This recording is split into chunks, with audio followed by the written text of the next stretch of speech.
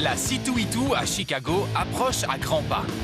Et j'ai besoin que cette convention soit plus lucrative que jamais. 4 000, 5 000. Parce que j'économise pour une immense collection en Louisiane. Je cherche donc partout des jouets de grande valeur pour m'aider à amasser 20 000 $. Il va se vendre en quelques minutes, promis. Mais à la moindre erreur, une seule personne prend la décision finale, moi. Les conséquences pourraient être catastrophiques. Il me faudrait le triple. 9 000 $? Je m'appelle Jordan Embro. Je collectionne et rachète des jouets depuis plus de 25 ans. J'ai trouvé ce que je voulais. Je ratisse les États-Unis. Vous savez combien ça vaut, ça? Enquête des trésors cachés dans vos coffres à jouets ou bien dans des brocantes, des ventes aux enchères et des conventions. J'ai touché un jouet à 17 000 $. On m'appelle Toy Hunter, le chasseur de jouets.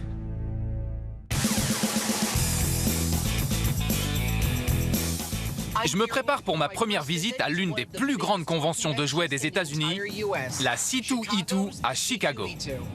Lors de cette manifestation, je dois atteindre mon objectif de vente de 20 000 $. Parce que je viens d'apprendre qu'un collectionneur en Louisiane cherche à vendre toutes ses pièces pour une grosse somme. Donc, si je peux lui sortir l'argent, il me sortira les jouets. Je suis en route pour le Massachusetts, le berceau de Milton Bradley, l'un des plus grands fabricants de jouets. Je sais que je peux y trouver mon bonheur. Je recherche des jouets qui valent très cher. J'entends des milliers de dollars. Il faut dépenser plus pour gagner plus. Travis, vendeur de jouets en herbe, va m'accompagner. Content de te voir. Ça va? Tu t'amuses? Carrément. Super. Tu rêves d'apprendre les ficelles depuis qu'on s'est rencontrés il y a quelques mois. Comment tu t'y retrouves? Je peux pas. Je vais être ton mentor. T'étais même pas né quand j'ai commencé. Ouais, Je me sens vieux. je veux aller à Chicago. Vraiment? Ouais? T'as déjà tenu un stand? Non, mais... T'es jeune, passionné, ça me plaît. Si tu m'impressionnes et que tu bosses bien, tu pourras venir à Chicago avec moi. Super. J'ai hâte. Top là. Génial. Travis a entendu parler d'un vide-grenier. Alors on fait un petit arrêt en chemin vers notre première visite. Je vais où? Tout droit. Tout droit? Ouais, suis les panneaux. C'est imprévisible. Mais parfois, les vides-greniers regorgent de trésors cachés. Bonjour, ça va? Si vous avez des questions, D'accord. demandez-moi. Super. Je m'appelle Michel. J'ai grandi dans les années 80, la génération MTV. Alors la culture populaire était toute ma vie. La musique, les films, la mode, tout. Les Jacksons. Vous êtes la reine de la pop culture. J'ai tous ces objets depuis plus de 20 ans. Il est temps de faire du vide. Un Rubik's Cube. Eh oui. 25 $. D'accord, ça marche. C'est cool.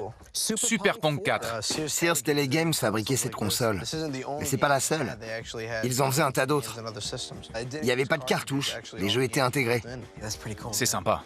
C'est le prédécesseur d'Atari. Ça m'impressionne que Travis en sache autant sur ses Sears Telegames.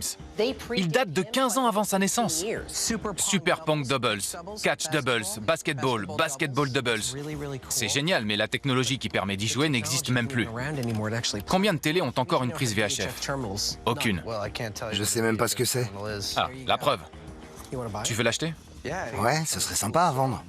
Je sais que Travis veut vraiment aller à la C2E2 avec moi, mais voyons s'il arrive à marchander et à obtenir un bon prix. Tu devrais pas payer plus de 20 $. Je connais un peu les jeux, mais pas leur valeur. Alors Jordan m'a bien aidé. Ouais, Combien vous en voulez? 30 $. 20?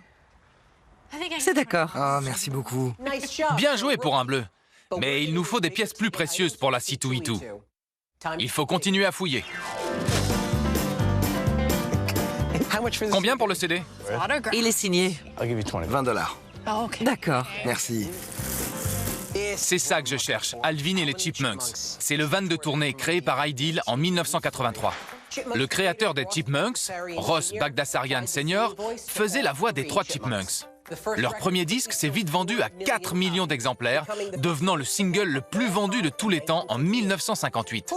Qui aurait cru que les Chipmunks étaient plus vieux que les Beatles? Combien vous voulez pour le tout? 30 $? Ouais, d'accord, pour 30. J'adore cette pièce. J'emmène les Chipmunks à Chicago. Prochain arrêt, la C2E2. C'est ça le problème avec les vides-greniers.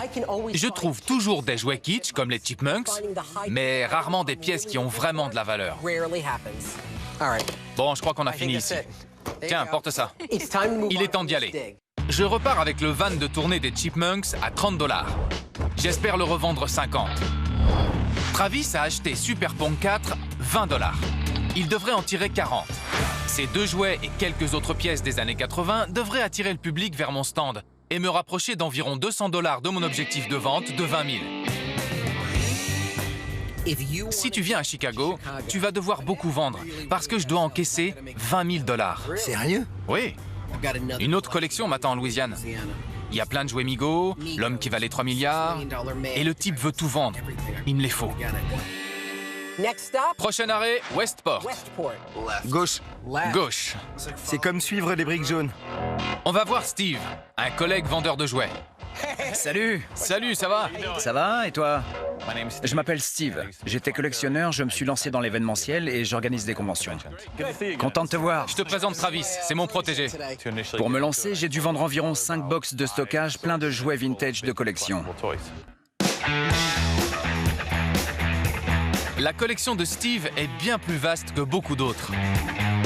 Et ce ne sont que ses restes. J'ai encore touché à rien ici. D'accord. En tant que professionnel, il sait exactement ce que recherchent les clients. Je serais étonné qu'il n'ait pas de jouets de grande valeur comme ceux dont j'ai besoin pour la C2E2. Celui-là, je le veux. C'est la station technique Hot Wheels. Elle est très sympa. Fabriquée par Mattel en 1979. On commence tout en haut et on descend progressivement. Et voilà! C'est la première série de 16 voitures, les Sweet 16, qui a fait connaître Hot Wheels.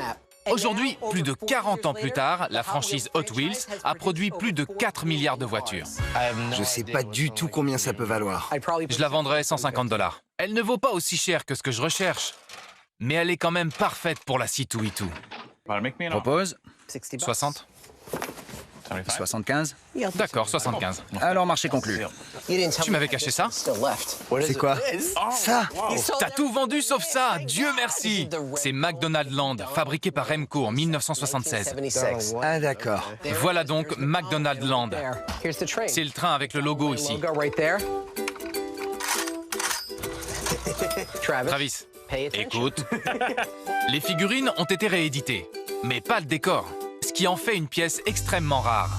Ils se sont rendus compte que c'était un super outil publicitaire pour attirer les enfants dans leurs établissements. Combien t'en veux? 175? 200. Merci. De rien. Je commence à avoir peur que Steve ait vendu tous ses jouets de valeur. McDonald Land est une belle pièce, mais elle ne permettra jamais d'atteindre mon objectif de 20 000 $. T'as trouvé quoi?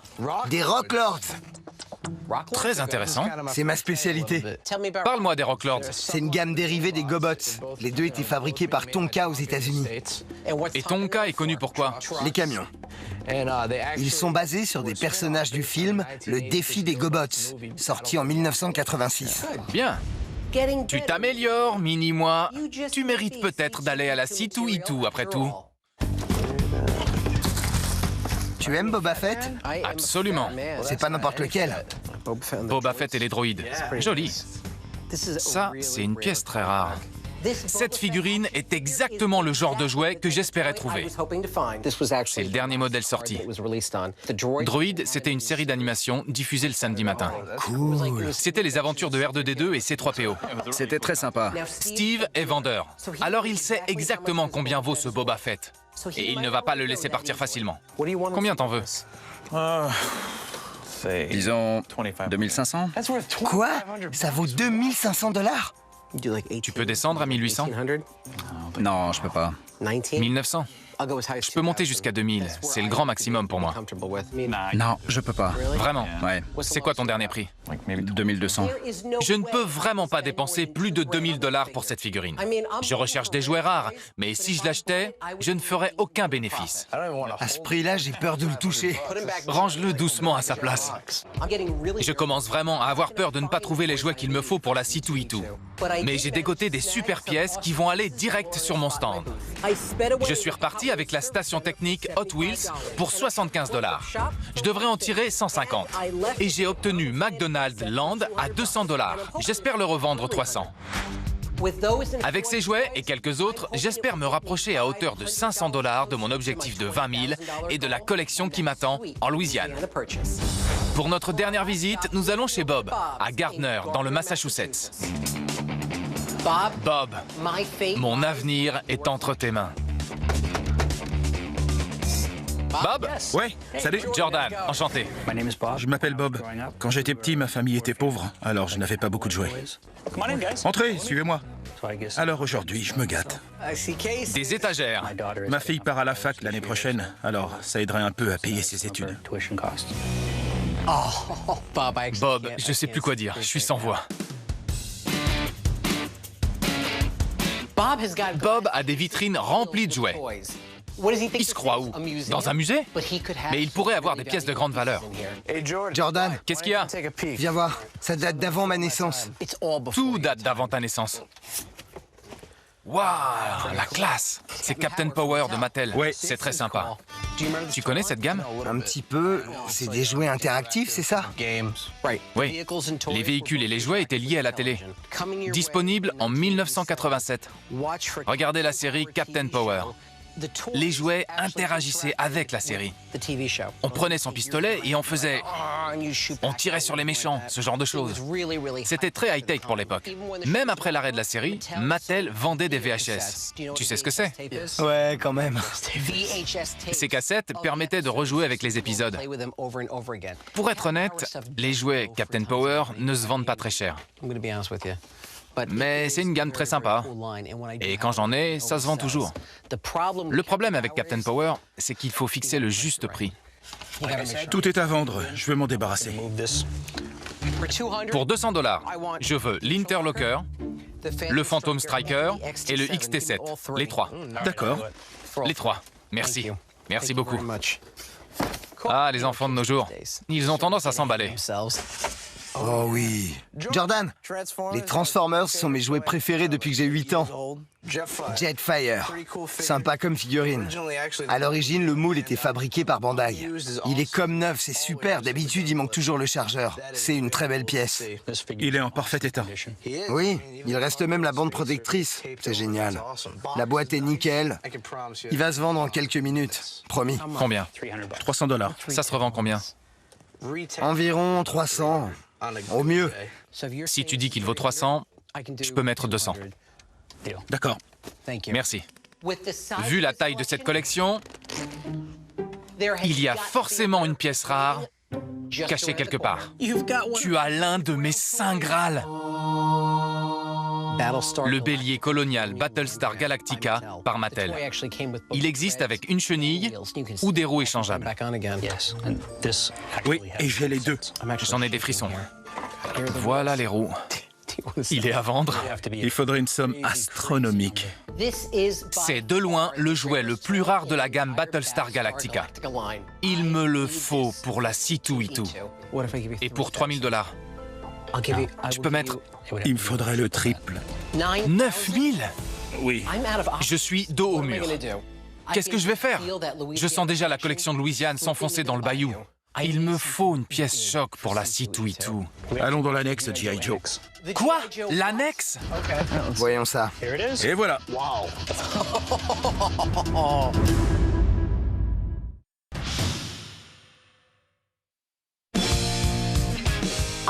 Je fouille dans la collection de Bob pour trouver de quoi atteindre mon objectif de vente de 20 000 $ à la C2E2.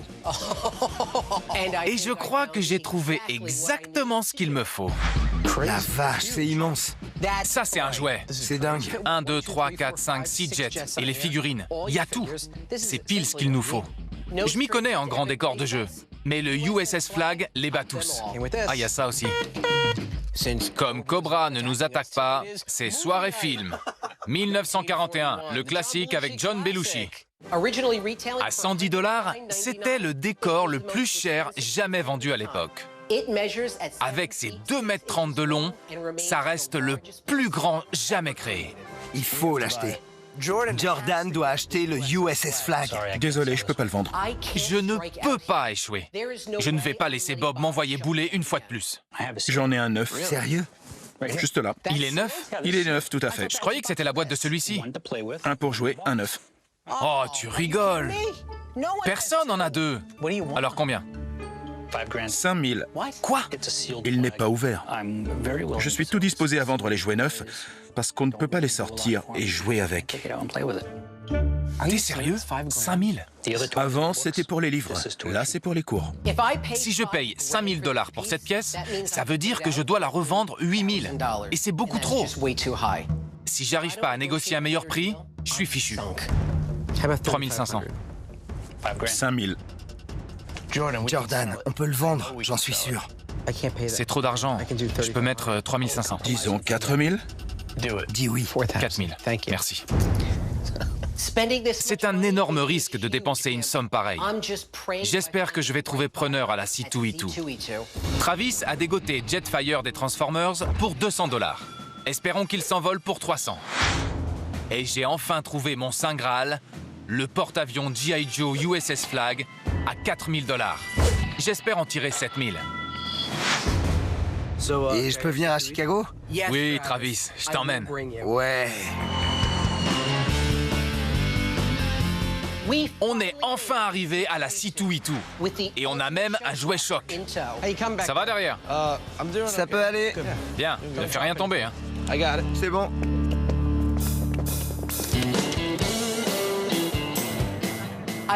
Travis et mon pote Dave vont m'aider à installer mon stand et à attirer les clients. Ça va où? Là, c'est bon. Il n'y a plus que 20 000 $ qui me séparent de cette collection en Louisiane. Il a le prix? Mais 100. Ok. Jordan, il faut sortir autre chose? Oui, il nous faut un plus grand stand. Passe-moi le cutter. Oh la vache. C'est génial. Doucement, doucement, doucement. C'est beau. Carrément. T'es sûr qu'il va tenir? Mais oui, je vais le tourner. Le flag prend tellement de place que c'est compliqué de l'installer sur le stand. Je t'avais dit, ça tient. C'est moche. Comment te convaincre de le tourner? Je peux pas, on manque de place.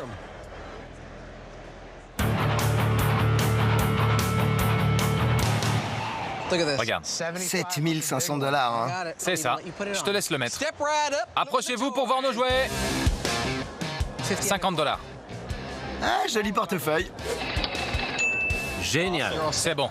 Tu veux le porter? Oui. C'est pas si lourd que ça. C'est K2000. Je surveille Travis de près. Il est super avec les clients, mais il n'a encore rien vendu. J'ai repéré ce pistolet laser là. Vous voulez le voir? Ouais. Vu son âge, il est en bon état. Vous pourriez le baisser à 45 $? Non, je peux pas, non. 50? C'est 60 ou rien. Il me le faut, d'accord pour 60. 60? D'accord, très bien. Merci beaucoup. Ouais! C'est ma première vente. Te vante pas. J'ai droit à un trophée? Non, arrête. Les affaires sont florissantes. Travis se débrouille bien. L'un des plus beaux Jetfire que j'ai jamais vu. 275. Je le prends. Merci. Maintenant, je dois concentrer mes efforts pour faire prendre le large au USS Flag.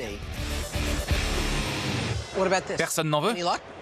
Comment te convaincre de le tourner? Tu crois que ça nuit à la vente? Pour l'instant, il faut tourner la tête pour voir ce que c'est. Il suffit de tourner la tête, regarde. On dirait le flag. Oh, c'est lui.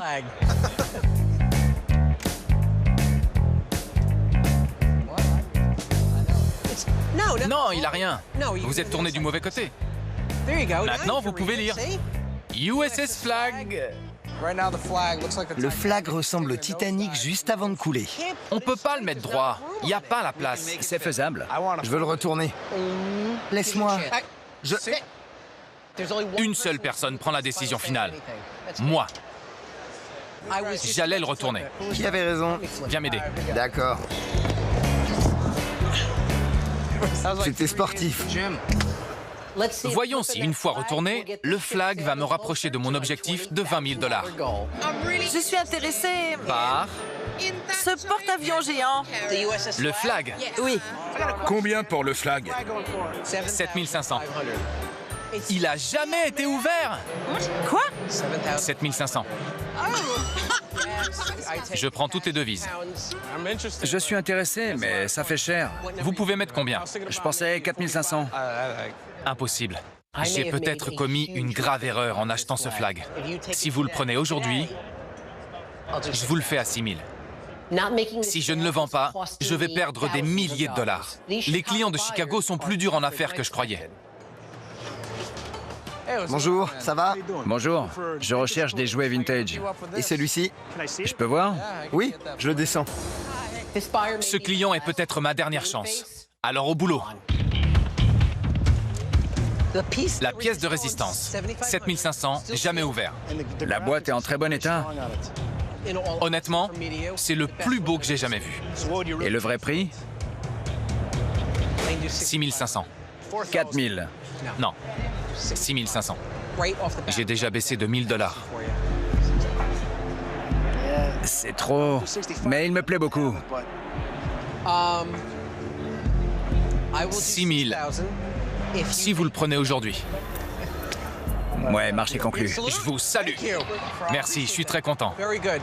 Non seulement j'ai dépassé mon objectif de 20 000 $ pour la collection de Louisiane, mais j'ai également réalisé l'une de mes plus grosses ventes, le USS Flag G.I. Joe. Je vais faire pleuvoir! Et j'ai gagné un membre pour mon équipe, mini-moi. Globalement, la C2E2 a été une immense réussite.